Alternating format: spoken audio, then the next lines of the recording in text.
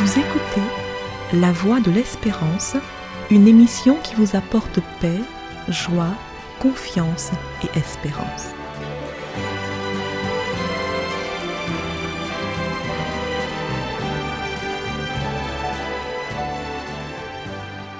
Bonjour la Guyane et bonjour à tous depuis la Guyane. Une société prospère et s'équilibre quand ceux qui la composent peuvent développer les différentes formes d'intelligence, de compétences qui se trouvent dans la merveilleuse créature qu'est l'être humain. L'intelligence doit être vue d'un point de vue global puisqu'elle revêt plusieurs formes et nous n'avons pas tous la même forme d'intelligence prédominante. On parle souvent de 8 formes d'intelligence. Pour un équilibre de la société et pour l'épanouissement de chacun, il est important de reconnaître, d'accepter et de permettre à chacun de développer son intelligence, quelle que soit la forme dominante chez la personne. Nous sommes différents, mais nous sommes bien de valeur et d'utilité égales quand on développe ces aptitudes pour les mettre au service du prochain. Que serait le monde s'il n'y avait que des docteurs en mathématiques, c'est-à-dire des gens qui ont une intelligence prédominante logico-mathématique? Et si dans ce monde, il n'y avait pas de boulanger, c'est-à-dire des personnes habiles en travaux manuels, autrement dit des gens qui ont l'intelligence corporelle kinesthésique, ou sans musiciens, c'est-à-dire ceux qui ont l'intelligence musicale rythmique? Celui qui manipule des concepts abstraits, mathématiques, n'est pas plus que celui qui manipule des outils ou que celui qui manipule des instruments de musique. Ce qui importe, c'est que chacun recherche l'excellence dans son domaine. Dieu fait bien comprendre cela à Moïse et à nous aussi, lorsqu'il s'agit de construire un sanctuaire, c'est-à-dire un lieu de culte que Moïse devra établir au milieu du peuple d'Israël. Dieu dit à Moïse: « J'ai mis de l'intelligence dans l'esprit de tous ceux qui sont habiles pour qu'ils fassent tout ce que je t'ai ordonné. » Exode 31, verset 6. On voit bien ici que Dieu donne une tâche à Moïse. Il reçoit la vision. Il est celui qui va commander l'ouvrage, mais il n'est pas celui qui va réaliser l'ouvrage. Dieu lui dit encore: « Sache que j'ai choisi Beth-Salel. Je l'ai rempli de l'Esprit de Dieu, de l'esprit de sagesse, d'intelligence et de savoir pour toutes sortes d'ouvrages. Je l'ai rendu capable de faire des inventions, de travailler l'or, l'argent et les reins. » Fin de citation. Texte à retrouver dans le chapitre 31 du livre de l'Exode. Ainsi, nous voyons que Dieu, dès le départ, fait en sorte que pour la réalisation du sanctuaire, qu'il y ait différentes formes d'intelligence qui interviennent. Et c'est ainsi que nous lisons encore dans la Bible, cette fois-ci dans le livre des Proverbes au chapitre 2 et au verset 6, ce qui suit. « Car l'Éternel donne la sagesse, de sa bouche sortent la connaissance et l'intelligence. » Fin de citation. En plus d'aider les hommes à maîtriser les sciences, l'art ou l'artisanat, Dieu donne l'intelligence spirituelle qui est indispensable pour préparer demain, après-demain et même après-après-demain, c'est-à-dire l'éternité.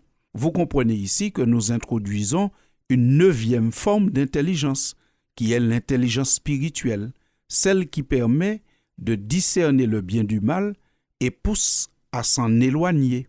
C'est ainsi que l'apôtre Paul disait à ses lecteurs qui se trouvaient dans la ville de Rome: « Ne vous conformez pas au siècle présent, mais soyez transformés par le renouvellement de l'intelligence, afin que vous discerniez quelle est la volonté de Dieu, ce qui est bon, agréable et parfait. » Citation tirée de la lettre de Paul aux Romains, chapitre 12, verset 2.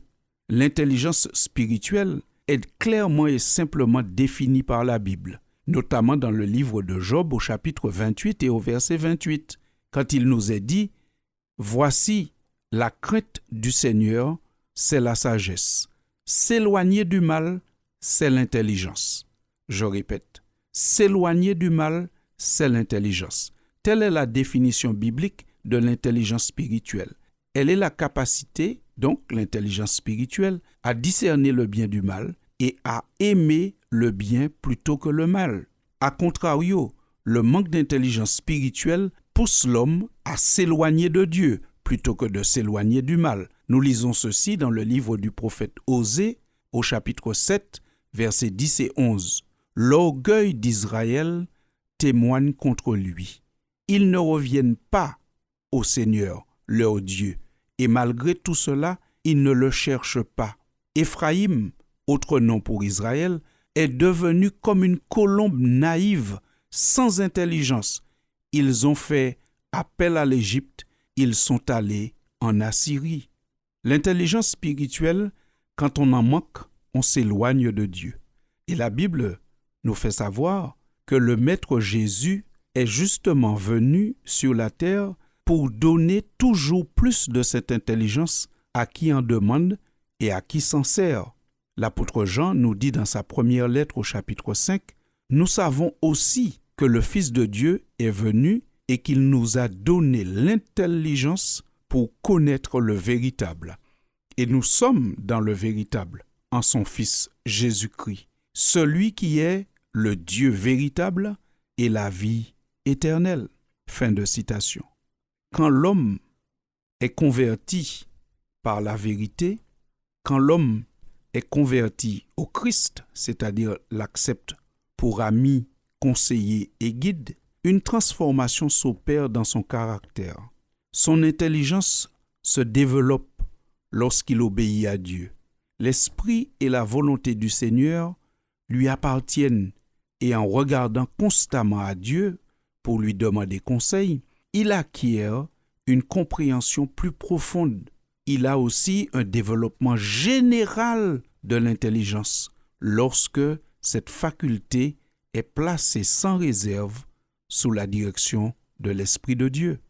Ce constat que nous venons de faire nous invite à croire qu'il est possible pour chacun de développer son intelligence. Développer son intelligence ne veut pas dire que tous les enfants deviendront docteurs en mathématiques. Il faut accepter que Dieu, dans sa sagesse, a placé en l'homme différentes formes d'intelligence pour l'équilibre et l'épanouissement de la société. Développer son intelligence est possible. Pour cela, il faut d'abord s'accepter avec sa forme d'intelligence prédominante. Ensuite, il faut lire, parce que la lecture est un formidable moyen de toujours développer ses capacités intellectuelles. En plus, aujourd'hui, il y a cet outil qu'on appelle les tutos vidéo qu'on peut regarder pour apprendre de nouvelles choses. Lire, se former, s'informer permet de développer son intelligence. Il ne faut pas avoir peur de se lancer dans de nouveaux apprentissages. On peut encore apprendre. Même encore à l'âge adulte, on peut toujours apprendre de nouvelles choses. Une autre manière de développer son intelligence, c'est le fait d'enseigner aux autres ce que vous savez déjà. Et enfin, comme nous l'avons vu, laissez Dieu entrer dans votre vie pour mieux développer votre intelligence. Car Dieu est celui qui est capable de donner sagesse et intelligence non seulement pour le travail manuel, mais aussi pour les sciences de l'esprit et surtout pour la compréhension du plan merveilleux qu'il a pour l'homme, pour son salut et pour son bonheur. En souhaitant à chacun de nous de pouvoir développer son intelligence en respectant la forme prédominante chez chacun, que Dieu nous garde dans sa paix jusqu'à la prochaine édition. Merci pour votre écoute et à bientôt, chers auditeurs. C'était La Voix de l'Espérance, une émission préparée par l'Église adventiste du 7e jour. Si vous désirez avoir une copie de la causerie d'aujourd'hui, demandez-la. Elle vous sera donnée gracieusement. Écrivez à La Voix de l'Espérance, boîte postale 169 97 324, Cayenne, CEDEX, ou téléphonez au 0594 25 64 26. Merci chers auditeurs et à bientôt.